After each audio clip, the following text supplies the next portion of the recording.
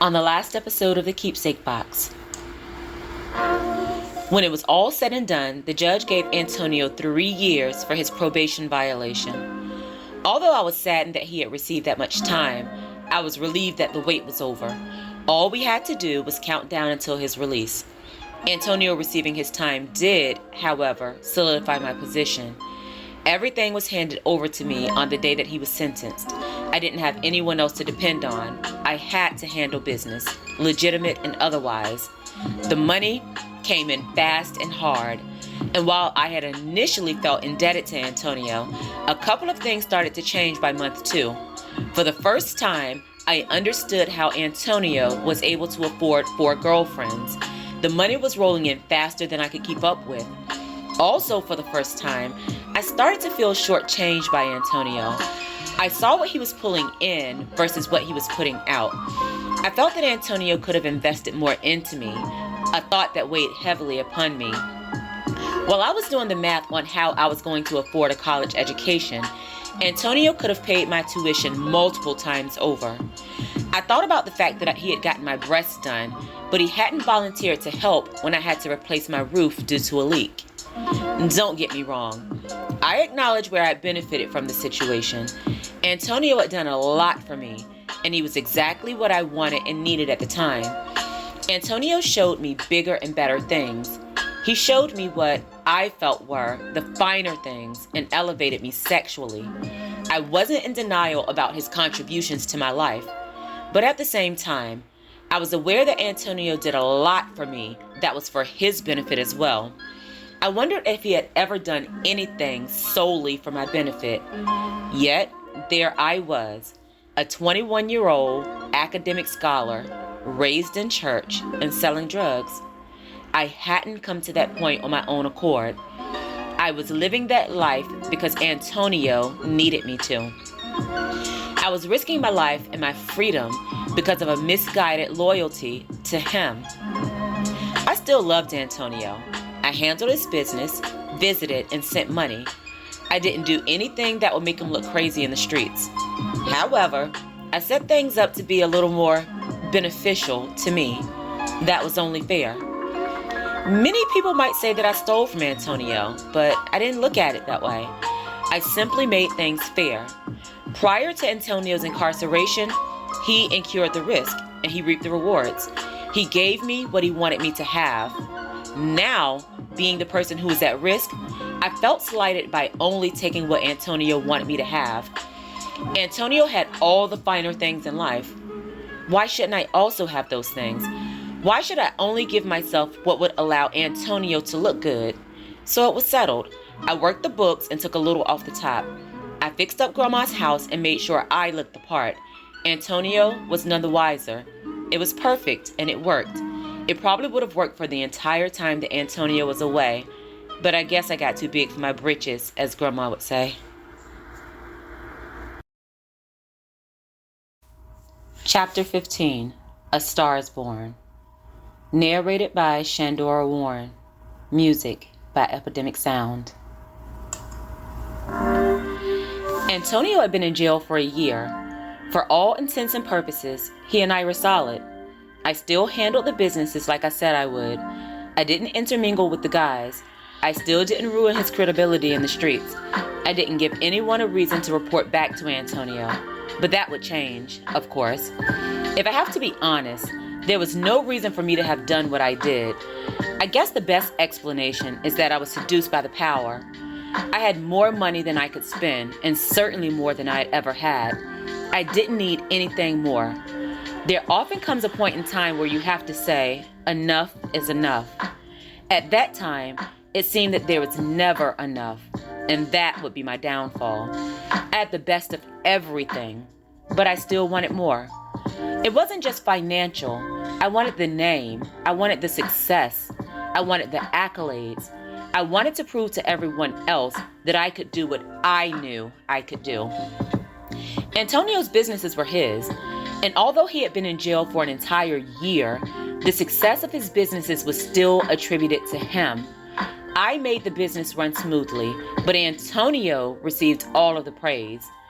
Even though I solely created the system of sub-accounts and elevated the businesses, it was Antonio who looked the part. I wasn't okay with that, and I felt that I deserved to be a star in my own right. So I set the stage for that to happen. If you remember, Peaches was instrumental in my initial success. I was grateful, and I rewarded her handsomely. Peaches was important because she knew the process and she knew the people. Remember that. It'll be important later.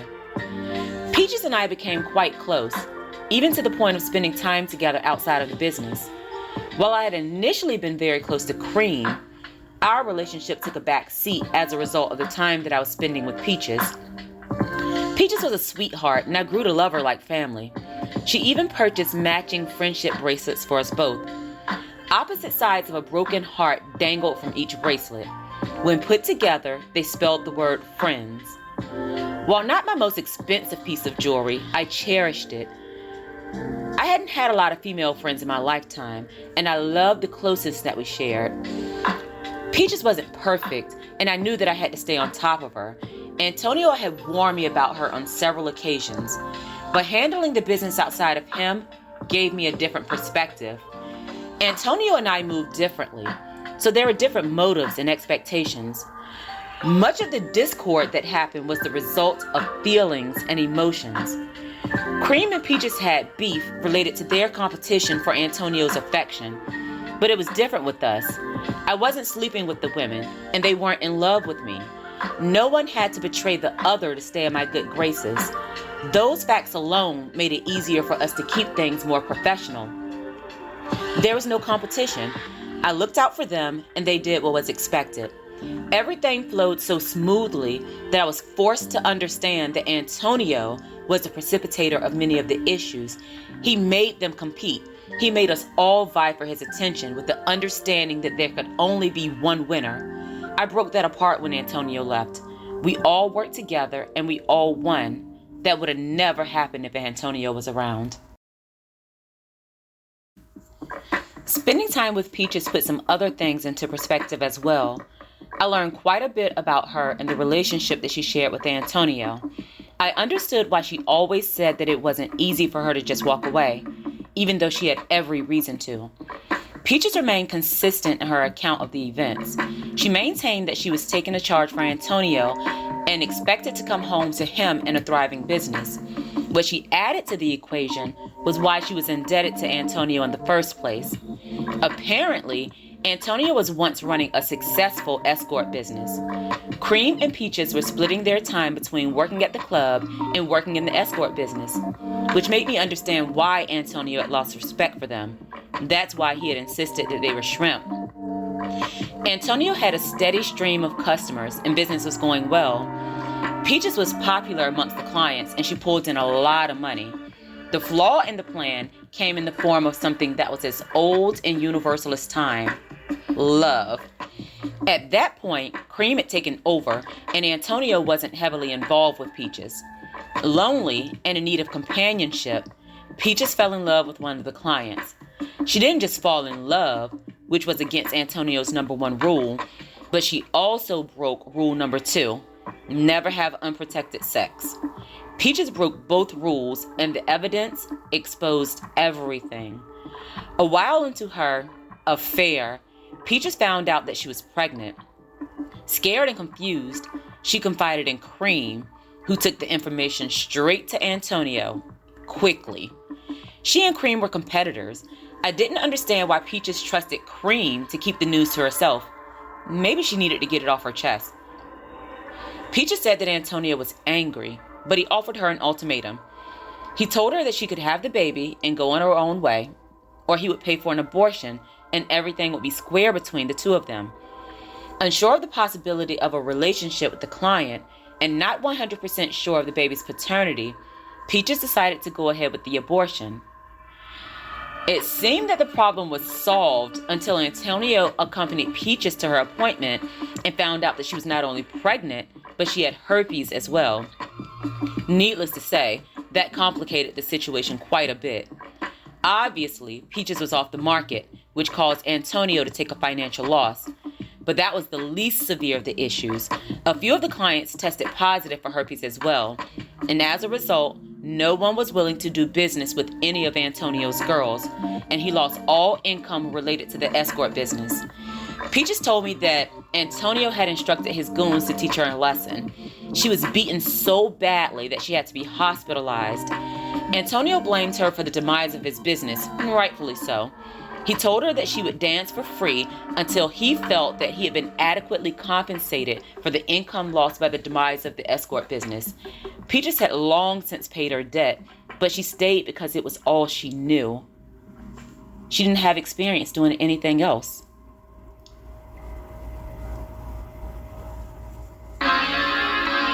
Peaches' version of events cleared some things up for me. It was easier for me to understand why she was at the bottom of the hierarchy and why she didn't seem to be benefiting from dealing with Antonio. It also helped me to understand some of the discord between Cream and Peaches. I had no doubt that Cream had spilled the beans to gain favor with Antonio. That's how the system worked. Cream was all about the money, and she didn't mind selling Peaches out to climb the ladder. Cream's betrayal struck a chord with Peaches. For reasons that are incomprehensible to me, she trusted Cream to keep her secrets. Realizing that she had been sold out was hurtful to her. Peaches also helped me to understand how Sharon had been added to the equation. According to Peaches, Cream and Sharon had a thing back in the day. Sharon was having a hard time financially. Cream introduced her to Antonio, thinking they would both just get his money. Of course, things didn't work out that way. Sharon came in and took Cream's spot. That was interesting information. The crazy thing is, I felt as if I was Sharon's karma. Taking it even further, maybe Cream was Peaches' karma for some act that I wasn't aware of. Cream betrayed Peaches, Sharon betrayed Cream, and I betrayed Sharon. I wondered who would show up to deliver the karma that I'd incurred for my indiscretions. I wondered when my karma would arrive. Those conversations with Peaches taught me a very valuable lesson about Antonio as well. He was always receptive to something newer and fresher. All of the women had betrayed each other on his account. Each one that arrived was younger and had more to offer. I realized how easily I could be betrayed and replaced. I had to set myself up to be able to maintain when Antonio found the new me. Or maybe that's just the excuse I gave myself. Either way, Peaches was willing to help, and I decided to start my own operation.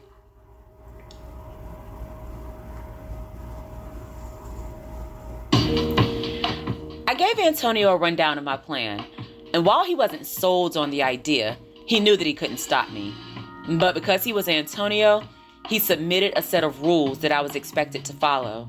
He gave me the rundown when I came to visit. Look, girl, ain't nothing I can do from in here. And I know you well enough to know that you're going to do what you want to do anyway. From what I can see, you're handling my business, and I respect you for that. But understand that nothing about that is to change. If you find that you can't manage both, the decision will be very easy for you.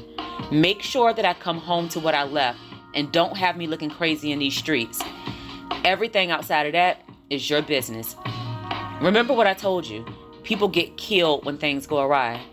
I don't ever want you to experience the consequences of things not going according to plans. I laughed when Antonio gave me the rules. You still think you're somebody, I said. Antonio laughed as well. You came to ask permission. I must be. That's what he said, and that's what he meant.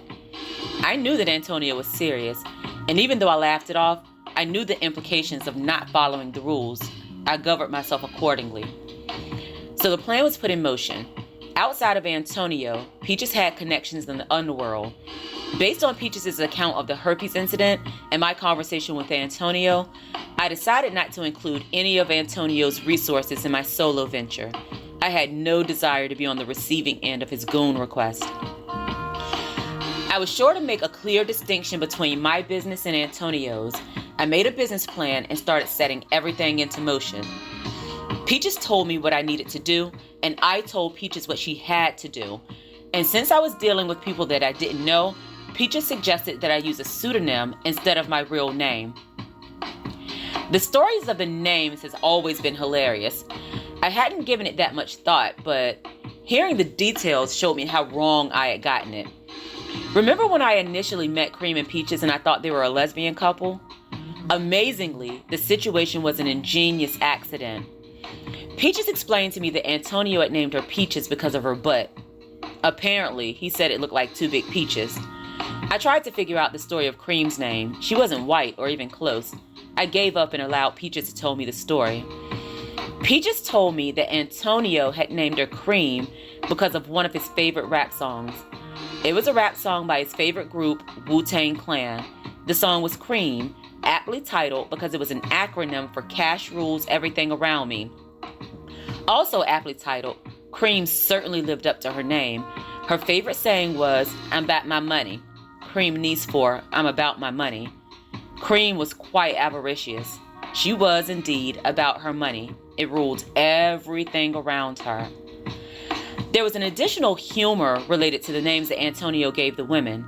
While not the biggest fans of each other, Peaches and Cream were always grouped together in conversation. People always referred to them as Peaches and Cream, just like that. I always assumed that they were intentionally grouped together, but it was just a random fluke that everyone ran with. And without the benefit of the whole story, everyone assumed that they were a team, the team of Peaches and Cream, and that couldn't have been further from the truth. They kept the peace at Antonio's request, but neither of them really cared for the other. It was laughable that Antonio had once again created a set of circumstances that forced them to be merged together. Actually, it was hilarious. But for as amusing as it was also annoying. Peaches and Cream had names that were sexy and witty. Meanwhile, everyone referred to me as little girl because Antonio had set that standard. I don't have to tell you that I wasn't willing to take that lying down. From that moment on, I would be known as Star. I chose that name because Antonio always told me that I looked like a movie star. It just fit. And well, I went with it.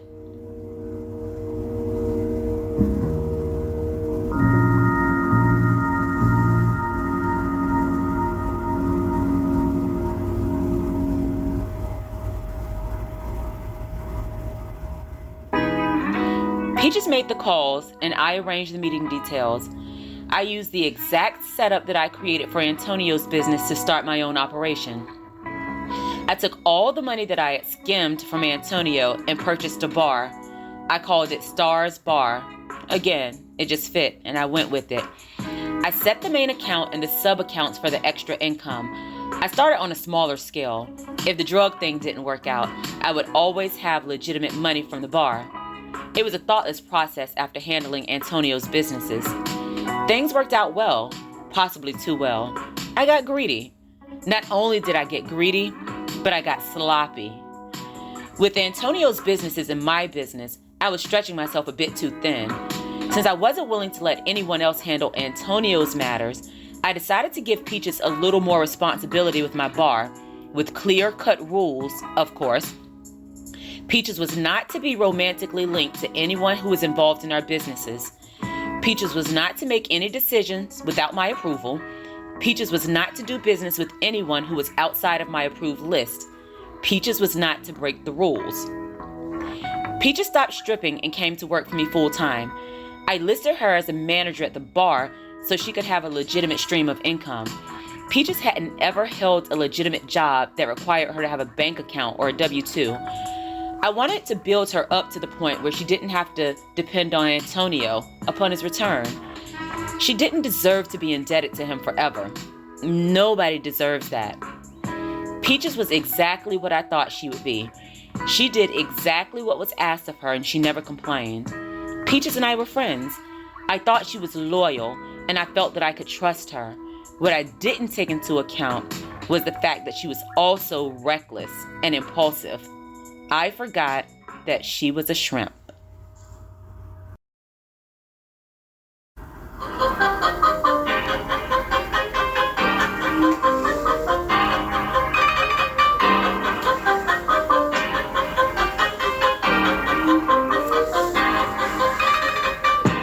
Thank you so much for listening. Make sure to follow Shenny Tells a Story on Facebook and Instagram. I'd love to hear from you. If you're interested in purchasing books by Shandora Warren, they're all available on Amazon in ebook, paperback, and some in hardback formats. Thank you for helping me to create the world that I want to see. Oh yeah, you're welcome.